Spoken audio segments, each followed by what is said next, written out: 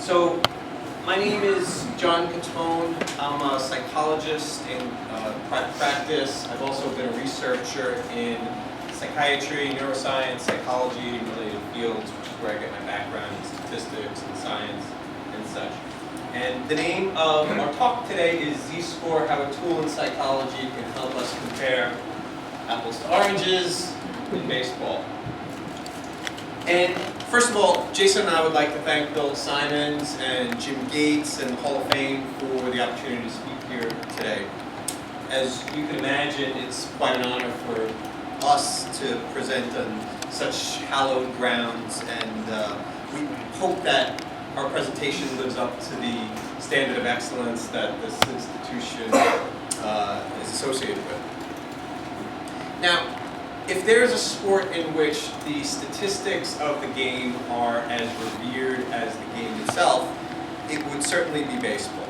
And as most of you know, debates about baseball statistics go back to the earliest days in which the game was played. Today, one of the most heated debates centers on how to fairly evaluate the statistics of players from the so-called steroid era. To some, the steroid use, small ballparks, and juice baseballs of that period make the statistics of that era incompatible with the statistics of previous eras, where ballparks were expansive, the ball was deader, and nobody was using performance-enhancing drugs. To those in this camp comparing statistics from the steroid era, such as Barry Bonds' 73 home runs in 2001, with statistics of previous eras like Babe Ruth's 60 home runs in 1927, is like comparing apples to oranges again. Beyond that, another heated debate about baseball statistics is one that is older and more familiar in baseball history, which is whether pitchers should ever win the MVP award, and if so, how to evaluate their statistics, their pitching statistics, with the statistics of position players. Here too, it's like comparing apples to oranges when you want to fairly evaluate the statistics of pitchers like Jake Arrieta to those of hitters like Bryce Harper, who won the National League MVP award last year. In both cases, we believe that by converting raw statistics to a standardized statistic used in psychology and other research sciences, a statistic called the Z-score, we can refine these debates and more fairly and accurately compare the apples of baseball to its oranges. Due to the time constraints we have for the presentation today, we won't be able to go into too much detail about the mathematical derivations of the Z-score, but for those who are interested,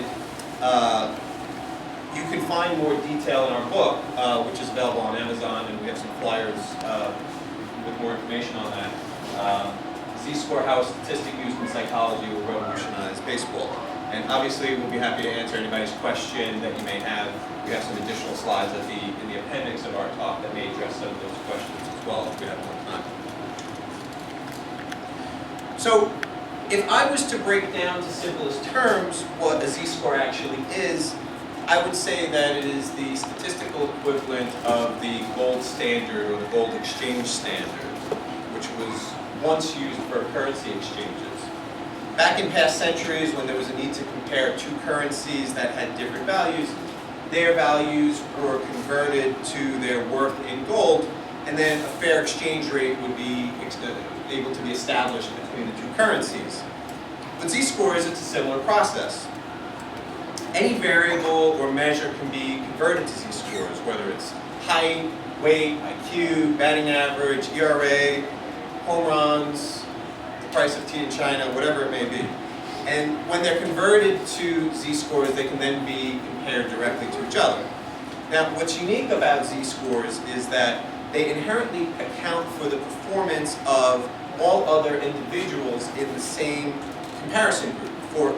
So, for example, Barry Bonds' Z-score for home runs in 2001 accounts for the home run totals of all other National League players in 2001, which in and of itself controls for any biasing factors that may have been present in that season or any other respective season. But for psychologists like me, and how I got turned on to z-scores was in neuropsychological testing and research. We use standardized statistics like the z-score or percentiles in neuropsychological testing primarily, which is often done, for instance, after someone has a stroke or a traumatic brain injury. They're given a series of cognitive and neuropsychological tests on a host of different measures to see the assessment of their damage. But all of these tests are scored in different ways and use very different metrics, and so there has to be a way to combine all of them together, so convert them essentially to the same metric or the same gold standard, and that's really what the z-score or percentile or any standardized statistics needs to do. So once they are converted to the z-score or percentile, then you're able to compare the scores on these neuropsychological tests more directly to each other. So what the heck is a z-score? Well, again, I don't have enough time to go into too much detail, but for now, what I will say is that when you convert scores of any statistic or any type of raw measure to a z-score, you will always have the average performance or the average score on that measure will convert to a z-score of 0, right in the middle. If you can see right here, okay? So this is the middle of whatever distribution you're talking about, height, weight, home runs, so on and so forth. The average performance will always have a z-score of 0. And then beyond that, individuals who perform higher than the average will have positive z-scores on this side, and individuals who perform worse than the average will have negative z-scores on this side. Now, even though in theory, z-scores can extend to infinity in both positive and negative directions, in practicality in the real world, most z-scores reside within the -2 to +2 range. So, as I alluded to earlier, one of the benefits of converting baseball statistics to z-scores is that it allows you to compare pitching statistics directly to hitting statistics, which is very helpful, for instance, if you want an empirical way to determine whether a given pitcher in a particular season should win the MVP award over a particular hitter. It could also be helpful if you're a general manager and you want to decide which player you should pick in the draft and you're trying to choose between a pitcher or a position player. So last year, as most of you know, Bryce Harper won the National League MVP, but many people, especially those in Chicago, thought that Jake Arrieta should have won. Well, without standardized statistics like z-scores, there would be no empirical way to determine whether Jake Arrieta was more deserving of the award than Bryce Harper. But with z-scores, now we can make more informed, objective assessments about pitching statistics to hitting statistics, so we can determine whether Jake Arrieta's 1.77 ERA is more impressive than Bryce Harper's 42 home runs. So asking you shall receive. So here, what's going on in this slide is that I listed in red below each category the z-score for each respective statistic, which the raw statistics are in blue on top, and then these converted z-scores are in red on the bottom. So we have Jake Arrieta's raw statistics and z-scores up top, and then Bryce Harper's raw statistics and z-scores on the bottom. And then what we did was we computed the average of all of Jake Arrieta's z-scores, and the average for his z-scores in these categories of interest is 2.25. We compared that to the average of Bryce Harper's z-scores for his offensive statistics of note, and we came up with the average of 1.81. And so essentially what this is telling us, and what this shows, is that Jake Arrieta outperformed National League pitchers to a greater extent than Bryce Harper outperformed National League hitters. And his overall average z-score for all of his statistical categories of interest was higher than Bryce Harper's average z-score for all of his statistical categories of interest. for that reason, we believe that Jake Arrieta was perhaps more deserving of the MVP last year than Bryce Harper, but without the Z-scores, we wouldn't have known that. So now I'm going to give you over to Jason, and then I'll come back for some concluding remarks. And Jason's going to talk a little bit about some of the anomalies at different eras of baseball history that make each era unique as it relates to statistical comparisons.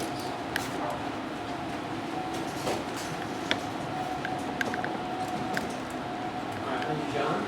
So as John just mentioned, what I'm going to do is go through the 7 eras that we broke down the game into, and help put the statistics that we computed into context. Quick background on myself: I am a television producer in New York City, graduated from SUNY Stony Brook with a BA in Political Science.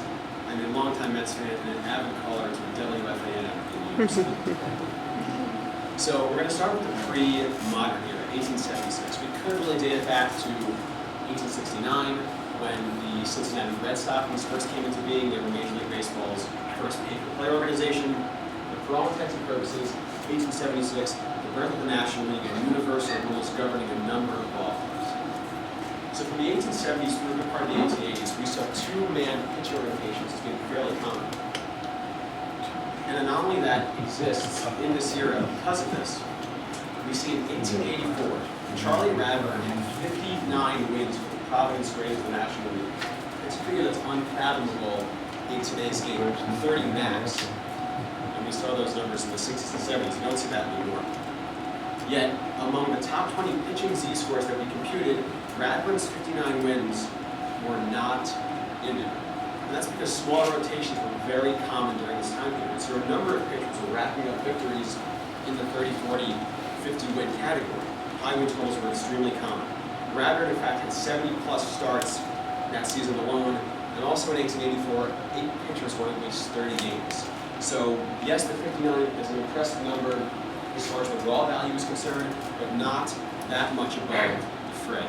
We then move to the dead ball era. We start this in 1901, the birth of the American League. In 1903, the pitching mound was raised to about 15 inches. The balls were heavier, larger, deader, for lack of a better phrase. And also what we saw during this period were gigantic ballparks. Center field distances up and down the northeast, ranging from 490 to upwards of 630 in some cases. Yet in 1919, what we see here is something incredible. Babe Ruth hit 29 home runs.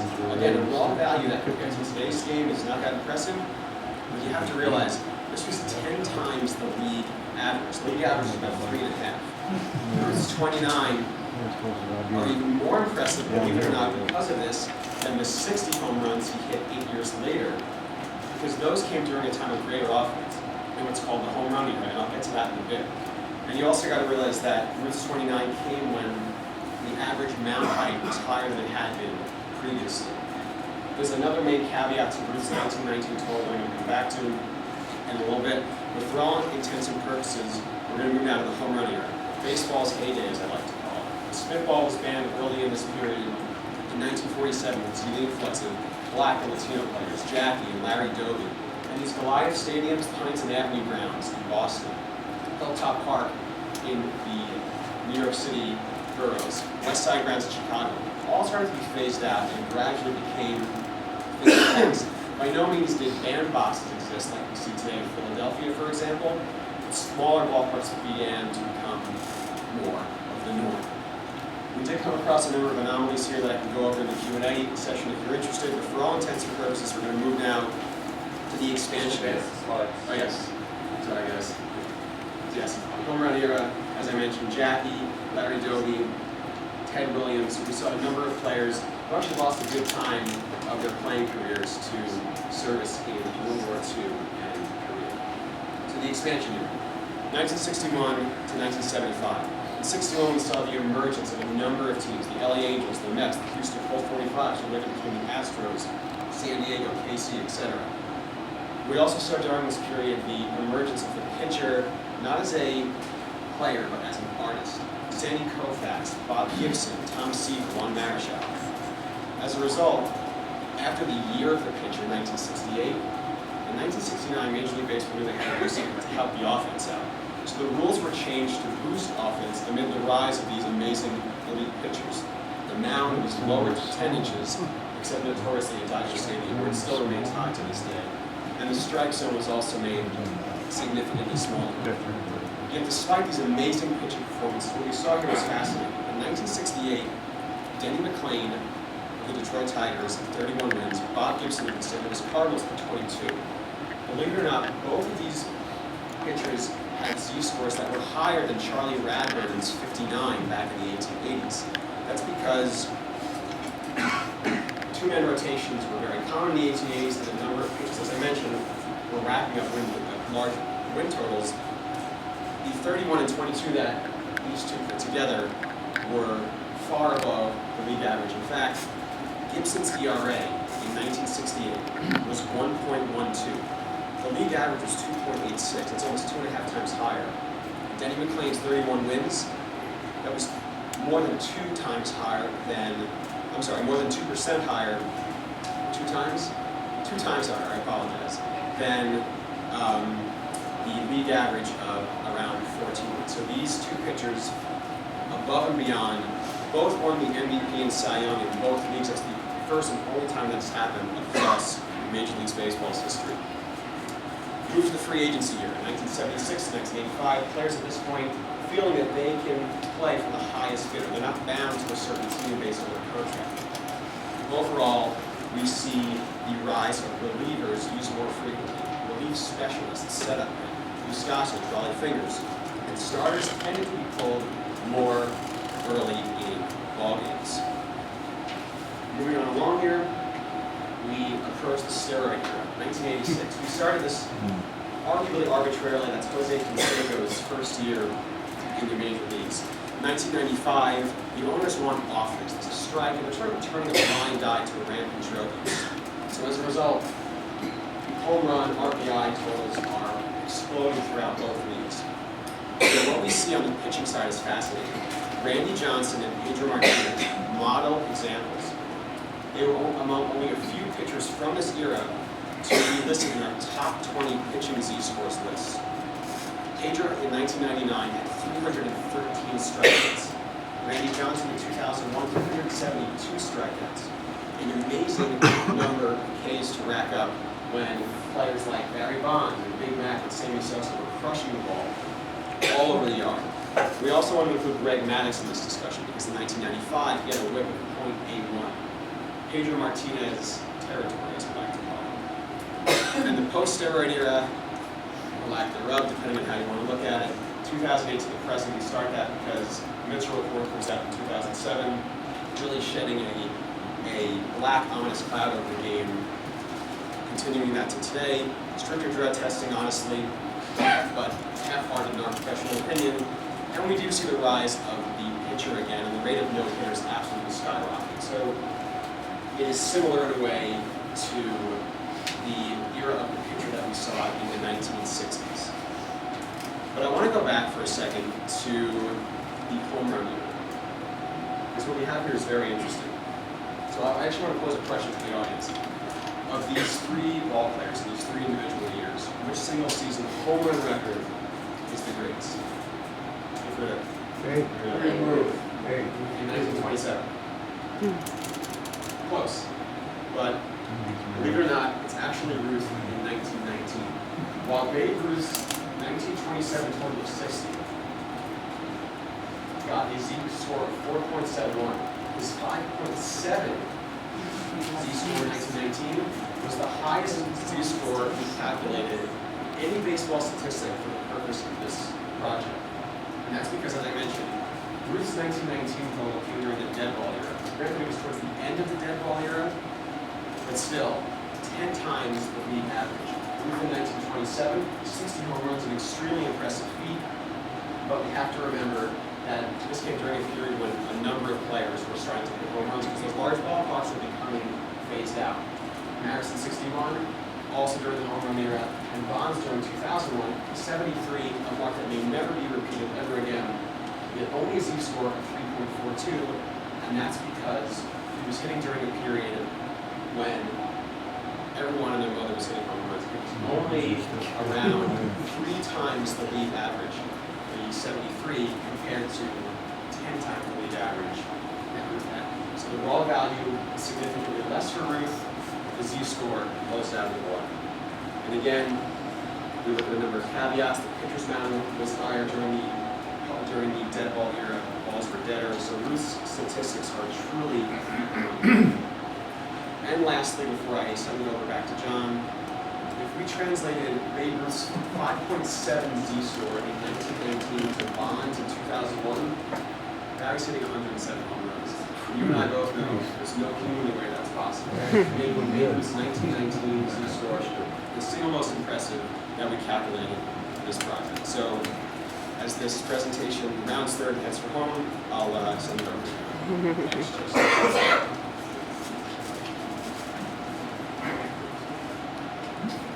So before I get to our concluding thoughts, I just wanted to highlight something, a small but significant point in some of Jason's previous slides, which was that according to our analyses, Babe Ruth's most significant home run season came not when he was a member of the Yankees, but a member of the Red Sox.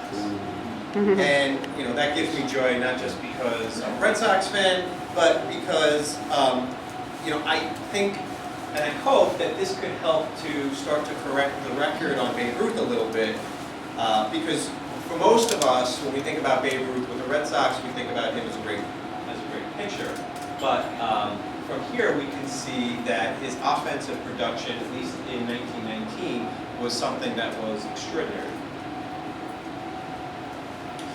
So, moving on, we are here at the Hall of Fame today, so we will conclude our talk with the Hall of Fame. And I thought that Arthur Schopenhauer's quote was particularly apropos for our concluding statements, especially since we're talking about players playing the steroid era and their worthiness for the Hall of Fame. So, as such, I think the essence of what this institution represents is the ability to achieve fame without sacrificing our honor in the process.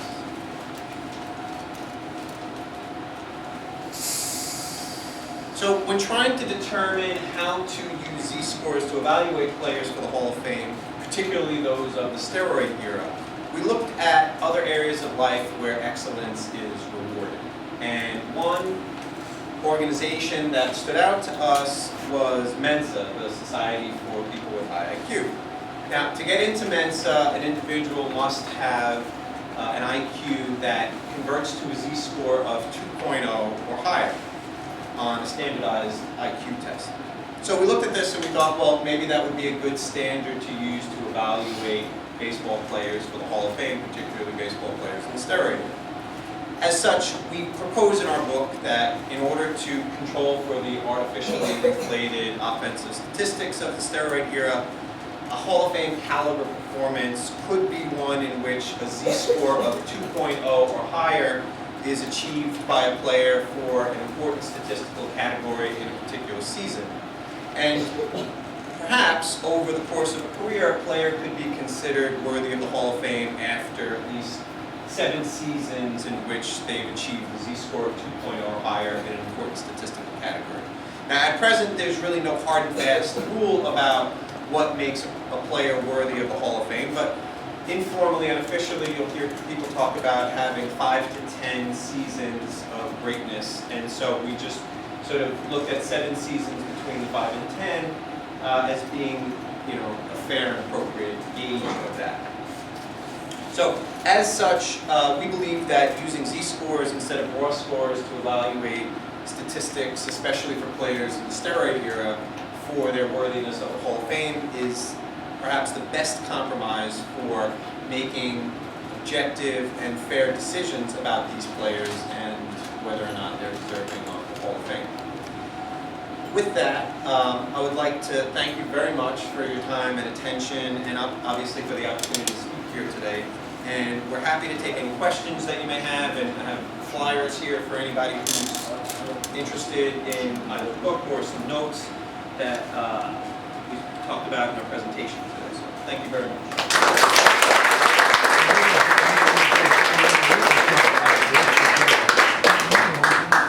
thank you to our presenters, and even before call for questions, let's see, we have one right here.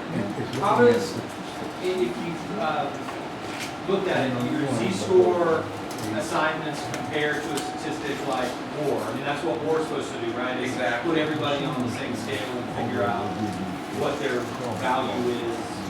How does this compare? That's an excellent question. So the thing with war, number one, is it's a very complicated statistic to compute. I don't even understand how to compute war because, well, it's different for pitchers and for hitters, right? And in many cases, the statistic of war is created by, statisticians, maybe Bill James or whoever, sabermetricians, who have a belief that certain statistics are more representative of what it means to win a baseball game, right? So WAR, for those of you who don't know, stands for wins above replacement. Essentially what that means is how many more wins a particular player will yield on a given team relative to the average player. So the creation of WAR as a statistic contains subjective decisions about how you compute WAR. Well, look, anything in research, and I'm a researcher also, research in and of itself is subjective in terms of how we choose to study something, a particular phenomenon. You could be studying the same phenomenon in two different ways and get two different results. So because of the arbitrary nature of which statistics go into the calculation of WAR, there's a lot of subjectivity there. With something like Z-scores, it's much more objective in how the statistic itself is computed, and it's a lot easier to compute and for the average person to understand. That's only if you're doing one statistic, right? If we're comparing home runs, it's easy. What you did when you compared average Right. Z-scores, Right. like you were including, for example, strikeouts. Well, some sabermetricians would say there's nothing wrong with the strikeout, an out's an out. Exactly. So you're including that as Right, so there's some subjectivity in that. absolutely, I wouldn't say that there is, right, exactly. So there's arbitrary decisions to be made across the board. Now, the advantage of using something like a Z-score is that, again, you can not only compare hitting statistics to pitching statistics, but once you convert statistics to this gold standard, you can even compare across sports. And in fact, in our book, we actually give Z-scores for athletes in performances in different sports. And maybe I don't know if I should give away the highest Z-score that we computed. It was actually for Wayne Gretzky's assist total in 1982. He had a Z-score of 7.80, which is so far off the charts, it's unbelievable. So that's another advantage of using Z-scores, that you can compare between sports. Does Wayne? Just to piggyback off the previous question, you know exactly where I was going with it. You had Ariana versus Harper. Yeah, to the bet. Yeah. I was just curious as to what thought process did you use to choose those specific statistics, and how did you do the comparison in that regard? So you're right. Again, much of this is arbitrary. I wanted in the book. We had a whole chapter on pitchers winning the MVP, and again, arbitrary decisions are made based on what we tried to do is include some old school statistics, wins and ERA, and strikeouts with some new school sabermetric statistics like WHIP and OPS.